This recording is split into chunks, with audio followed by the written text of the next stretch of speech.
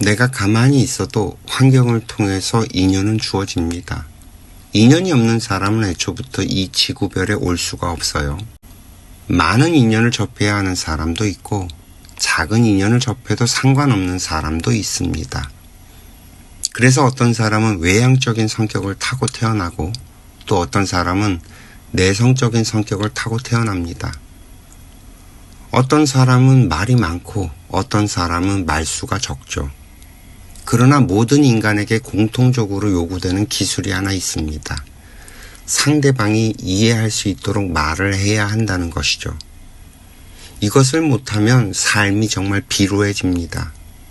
아무리 소심한 성격이라고 해도 자신의 의사 전달을 명확하게 하는 법은 배워야 합니다.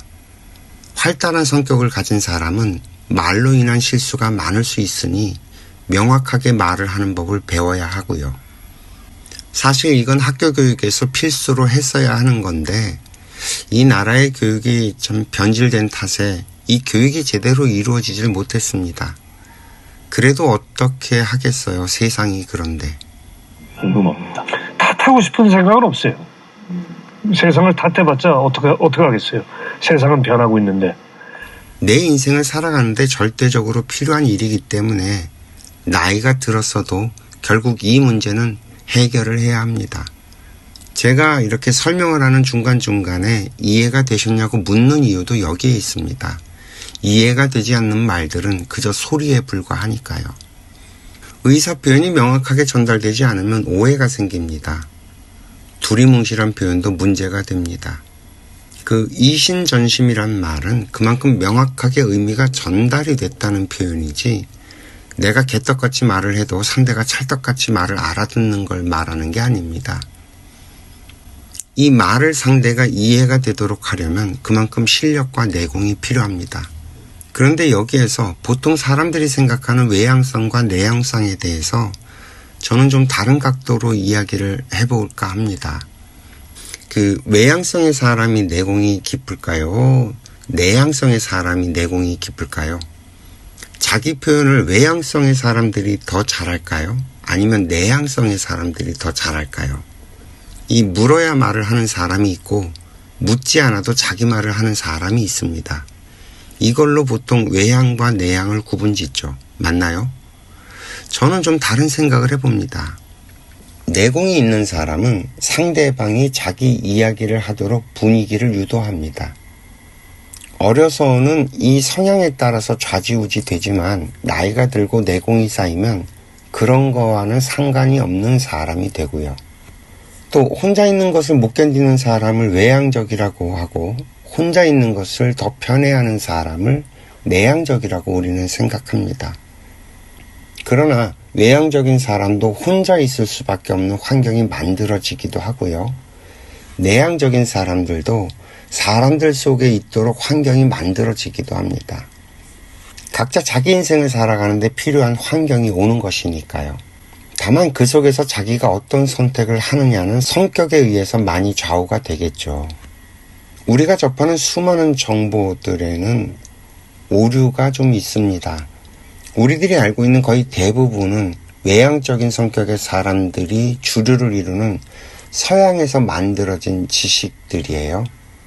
그들의 문화는 도전하고 발전하는 것에 포커스가 맞춰진 시대에 형성된 것들입니다. 우리나라도 한국전쟁 이후 지금까지 발전의 시대를 지나왔죠. 외향인 주도의 시대였다는 말이에요. 이건 남성 위주의 사회였다는 것과 같은 맥락일 겁니다. 그래서 의사결정이 빨라야 하고 역동적인 시대에는 외향적인 사람들이 더 적합했던 것뿐입니다. 그러나 외향적인 사람들의 세상은 조밀하지 못하고 푸석푸석합니다. 그러나 지금 21세기처럼 이렇게 사회가 완성이 되고 운영을 해야 하는 시대에서는 오히려 외향적인 사람들은 사회적인 혼란을 야기해야 합니다. 그만큼 실수가 많으니까요. 이건 마치 태극에서 음양이 나온 것처럼 남녀가 하나의 짝인 것처럼 외향성과 내향성은 음양으로 하나의 짝이라는 말도 됩니다. 이처럼 우리는 서로가 서로를 필요로 하도록 만들어져 있고요.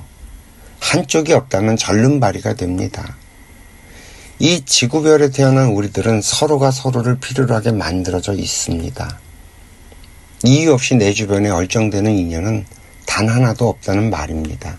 그래서 이래나 저래나 사람을 대하는 유일한 방법은 정성입니다.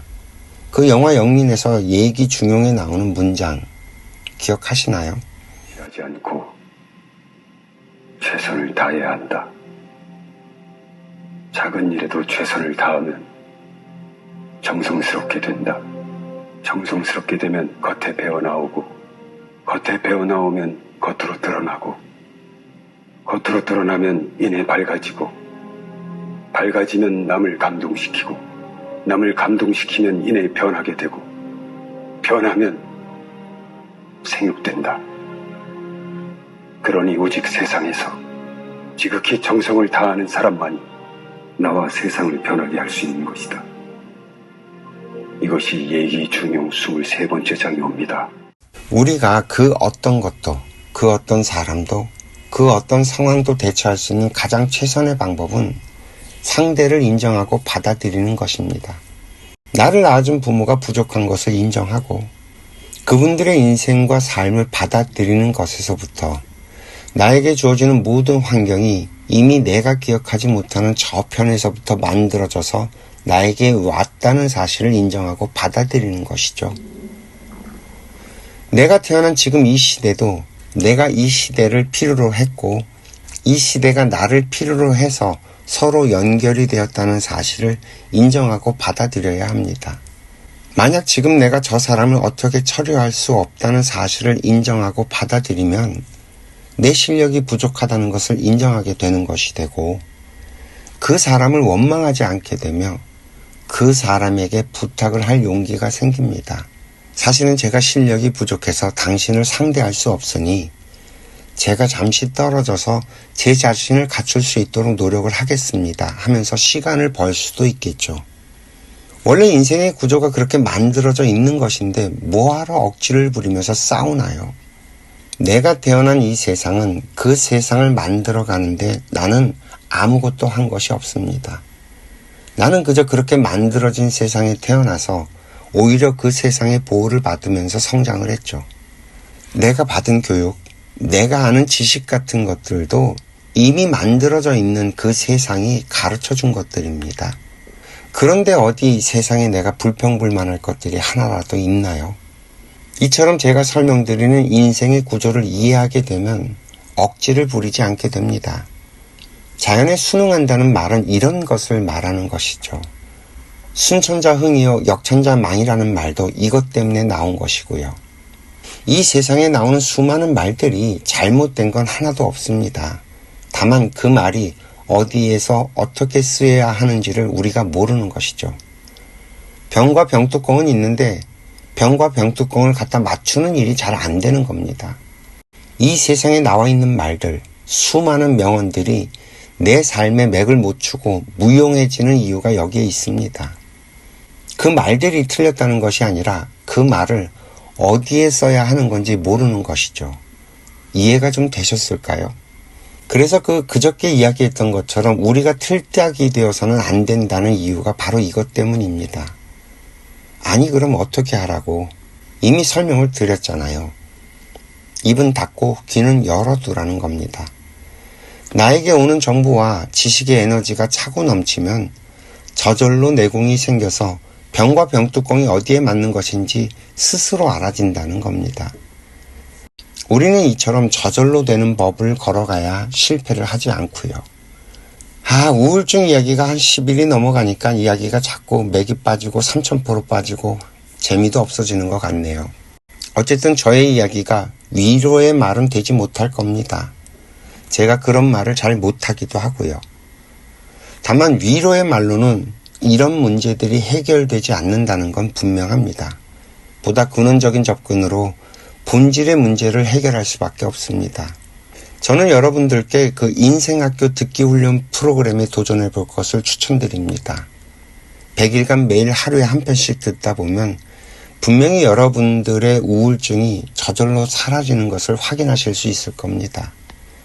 우울증 이야기는 오늘까지 하고 마무리하겠습니다. 오늘도 시청해 주셔서 감사하고요. 행복하세요.